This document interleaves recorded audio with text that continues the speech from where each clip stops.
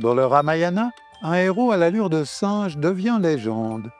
Son nom, Hanuman. Pas juste de la force brute, la force du cœur. Pas juste de la vitesse, un souffle qui rend tout possible. Aujourd'hui, on découvre Hanuman comme un maître de yoga. Bhakti, la dévotion, prana, énergie du souffle, et tapa, l'ardeur juste. Objectif, t'aider à traverser tes propres océans, en comprenant sa sagesse et ce qu'elle éclaire dans ta vie.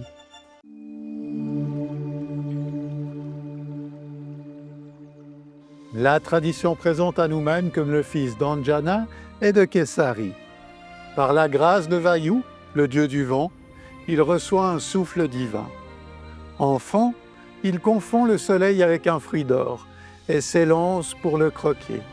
Indra, roi des dieux, le frappe de son vajra, le foudre. Sa mâchoire, Anu en sanskrit, est touchée, d'où le nom Hanuman. Celui à la mâchoire marquée. Les sages, témoins de sa puissance débordante, posent sur lui un voile d'oubli. Ses pouvoirs ne se révéleront que lorsqu'on les lui rappellera.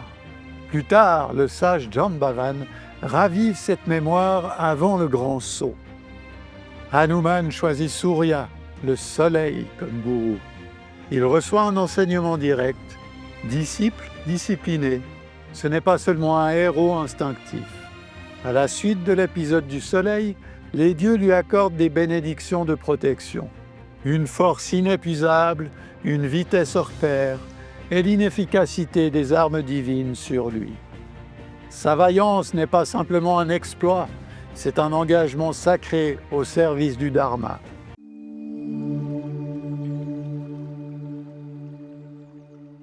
Dans le Ramayana, Hanuman devient le messager décisif. Il rencontre Rama et Lakshmana, soutient l'alliance de Sugriva et galvanise les Vanara. Le cœur de son épopée, c'est le Sundarakanda. Littéralement, le livre de la beauté, beauté de l'acte juste et de la dévotion lucide. Hanuman franchit l'océan, retrouve Sita captive dans le bois d'Akosha et lui remet l'anneau de Rama comme preuve de vérité. Sita lui confie en retour son Chudamani, son bijou de tête, sceau de confiance. Arrêté et humilié, on enflamme sa queue. Hanuman embrase Lanka, non par vengeance aveugle, mais comme un électrochoc pour rétablir le Dharma. Plus tard, quand Lakshmana s'effondre, Hanuman soulève toute la montagne de Dronagiri pour rapporter l'herbe Sanjivani. Et ce geste devenu icône, il ouvre sa poitrine, à l'intérieur brillent Rama et Sita. Sa force n'est pas l'ego, c'est l'offrande du cœur. Dans la tradition dévotionnelle, on le salue comme Sankamochan, celui qui dissipe les peines. Ce n'est pas qu'un beau surnom, c'est la fonction spirituelle qu'on lui reconnaît.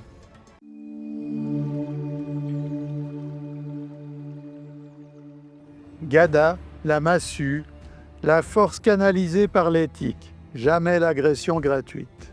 Une montagne d'herbe, humilité active. Quand on ne sait plus, on porte tout pour sauver l'essentiel. Sa queue enflammée, tapa, l'ardeur qui brûle l'inertie et éclaire la vérité. Sa poitrine ouverte, Dasya Bhakti, la dévotion en mode service. Agir pour le juste, pas pour sa gloire. La bannière de Rama, avancer au nom du Dharma. Nom et épithète, Anjaneya, fils d'Anjana. Maruti, Pavanaputra, fils du vent. Bajrangi, Bajrangbali, membre de foudre, force invisible. C'est un pont, Shaiva, Vaishnava, souvent vu comme aspect de Rudra, Shiva, au service de Rama, Vishnu, l'unité au-delà des écoles. Panchamukha Hanuman, 5 visages protecteurs, tradition d'Airvana, vigilance totale. Chiranjeevi, compté parmi les immortels, image d'une aide disponible aussi longtemps que nécessaire. Brahmacharya, Hanuman est vénéré comme Brahmachari, maîtrise des sens, énergie canalisée.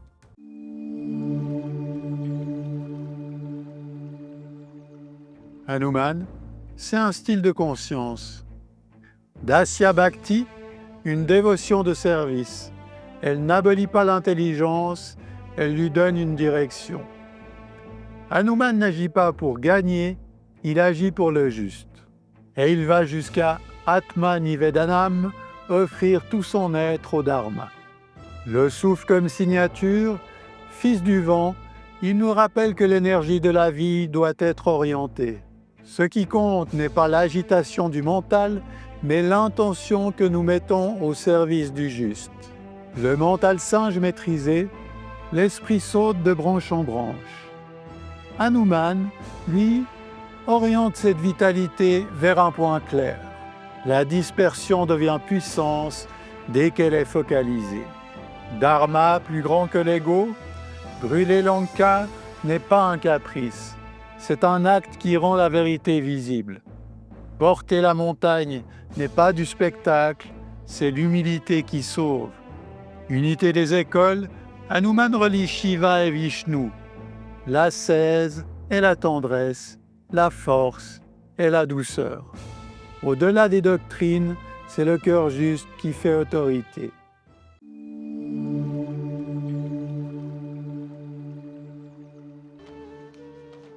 Nos obstacles n'ont pas disparu, ils ont changé de visage.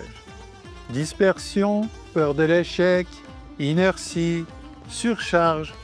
Hanuman nous laisse une boussole simple. Clarté d'intention, l'énergie trouve sa voie. Courage lucide, agir fermement, sans haine. Service, le sens rend l'effort léger. Mémoire, comme lui nous oublions, jusqu'au jour où une rencontre, un texte, une épreuve nous rappelle notre vraie mesure. C'est pour cela que son nom est encore chanté partout. Il symbolise le pas décisif qui ouvre la porte quand tout semble fermé.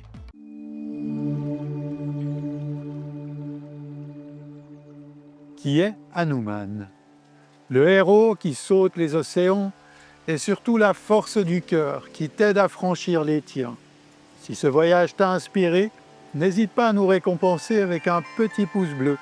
Et dis-nous en commentaire quel obstacle tu voudrais transformer en porte cette semaine. À très bientôt pour la suite de notre exploration. Namasté.